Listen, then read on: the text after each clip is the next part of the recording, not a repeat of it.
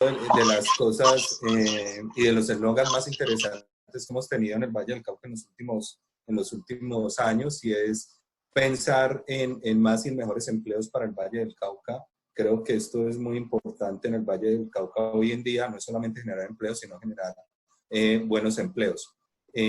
Y como tal, pues voy a empezar a referirme sobre la situación que hemos tenido, sobre todo en nuestra ciudad.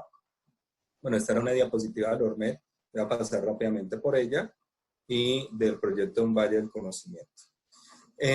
Lo primero es que nosotros en la ciudad hemos tenido unas tasas de desempleo que han sido muy superiores a la tasa de desempleo nacional, también en el Valle del Cauca, y que a su vez, tal como lo decía Maribel al comienzo, y como lo va a reforzar un poco, hemos tenido el tema de las migraciones, hemos tenido la salida de empresas, pero adicionalmente es muy importante cuando analizamos el tema de la ciudad, pensar en un contexto regional, y es pensar en el contexto de una ciudad-región, de una ciudad que está generando empleo para personas en Jamundí, en Palmira, en Candelaria, y eso lleva a que cuando uno mira la proporción de empleados en Cali versus el Valle del Cauca, pues se encuentra que alrededor del 54% de los ocupados del Valle del Cauca están en Cali.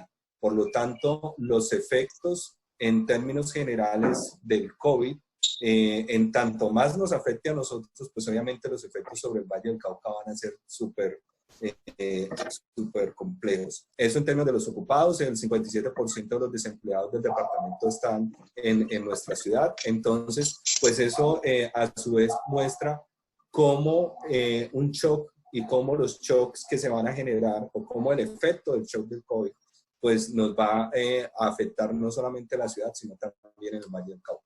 Estos son datos de informalidad de enero a febrero.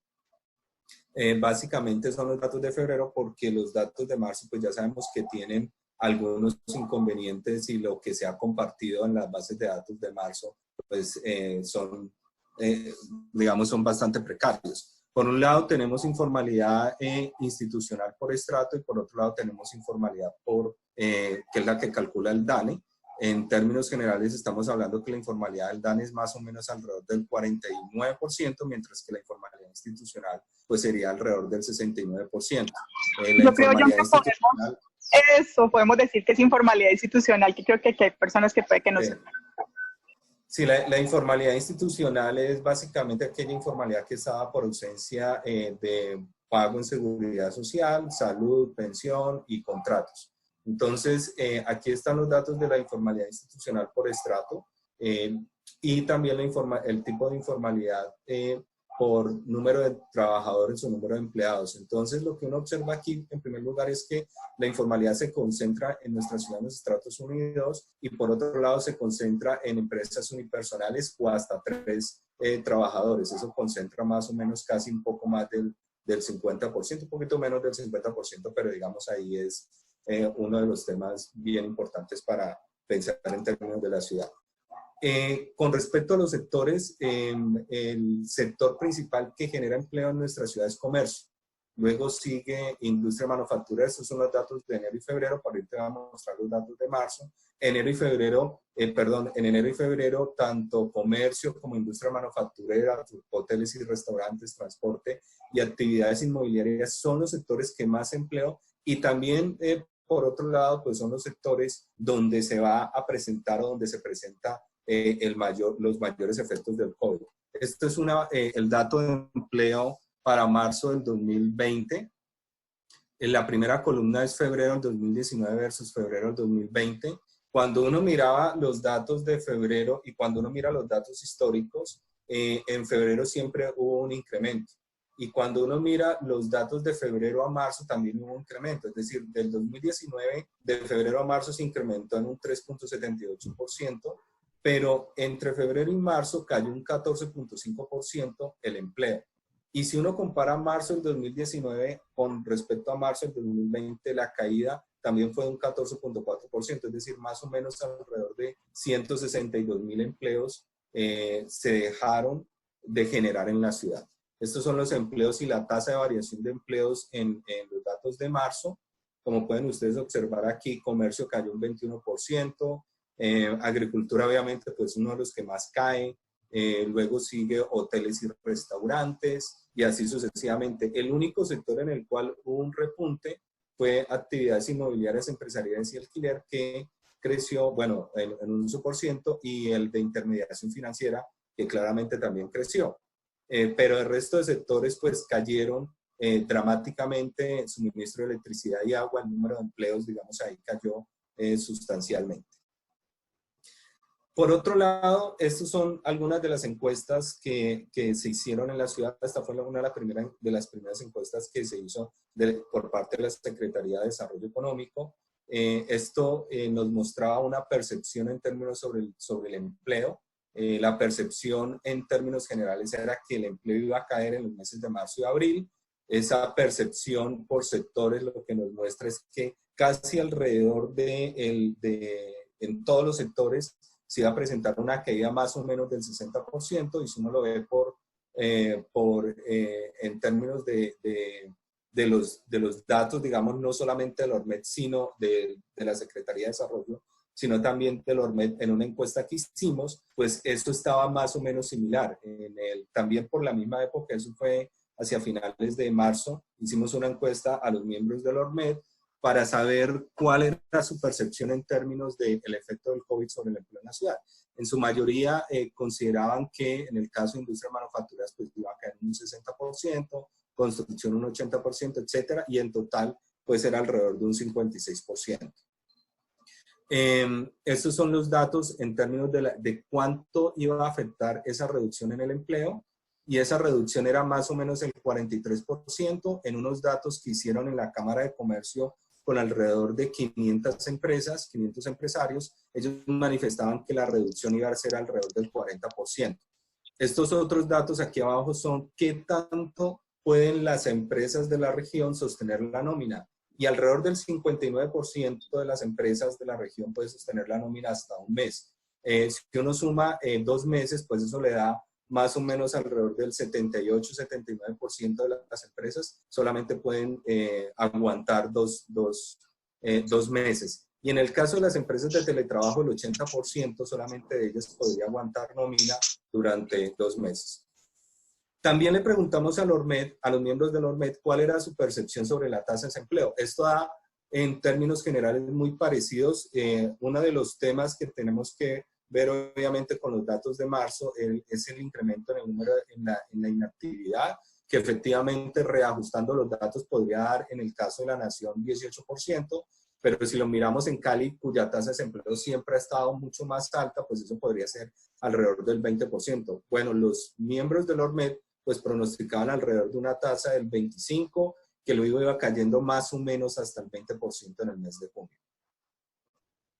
¿Cuántos empleos se podrían perder? Bueno, aquí hemos hecho una serie de supuestos. El primer supuesto era que el empleo había crecido a la misma tasa que venía creciendo entre enero y febrero del 2020, que había sido del 5.3%. El segundo supuesto consiste en que se estimó la serie desde el 2017 hasta el 2020, hasta el mes de marzo, y luego se hicieron pronósticos hasta el mes de abril utilizando un modelo estacional ARIMA.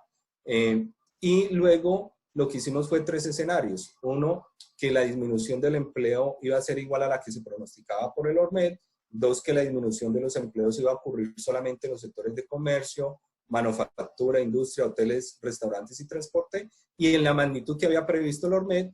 Y 3, que la disminución del empleo iba a ocurrir en esos mismos sectores, pero que iba a caer en alrededor de un 15%, pero que en los otros sectores pues no iba a cambiar. Y eso nos lleva a estos escenarios, que son los escenarios que nosotros habíamos planteado para el mes de abril, y en términos generales, en el mejor de los escenarios, pues implicaba una caída de un 7% y una disminución más o menos alrededor de unos 85.000 empleos. En el peor escenario, pues implicaba una caída de un 50% y alrededor de unos 400.000 empleos en la ciudad. Por otro lado, a partir de los datos históricos también, lo que hicimos fue mirar cuál sería el efecto de un shock sobre el mercado laboral. Esos son los efectos de un shock sobre el empleo. Los efectos del shock sobre el empleo básicamente se concentran en los primeros 3 meses y se van diluyendo hasta el mes octavo. Entonces, el efecto de un shock sobre la tasa de ocupación se diluye más o menos hasta el mes décimo. Y en el caso del desempleo, los efectos duran más. Es decir, los efectos están durando alrededor de 18 meses. De igual forma, esto parte, digamos, de la estimación de un modelo estacional ARIMA, y lo que hacemos es mirar cuáles serían los efectos de un shock, digamos, en ese mes siguiente. Y lo que observamos es que los efectos son fuertes durante los 6 primeros meses y luego esos efectos se van reduciendo. Ahora, la duración promedio del desempleo en la ciudad es alrededor de 7 meses. Si uno mira la tasa de salida de Kaplan-Meier, pues lo que uno observa es que esa duración puede llevarse más o menos hasta lo que en principio estamos hablando, alrededor de 16, 17 meses también. Y claramente los efectos del shock duran mucho más porque la probabilidad de conseguir un empleo, una vez se queda el individuo en situación de desempleo, pues se va reduciendo a medida que va aumentando el tiempo.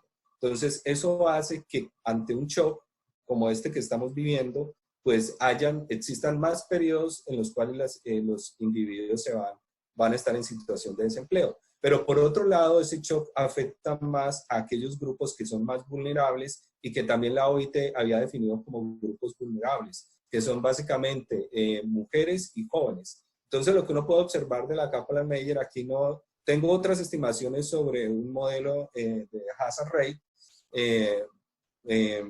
donde hay, digamos, donde incluye otra serie de covariables, pero pues aquí no lo tengo.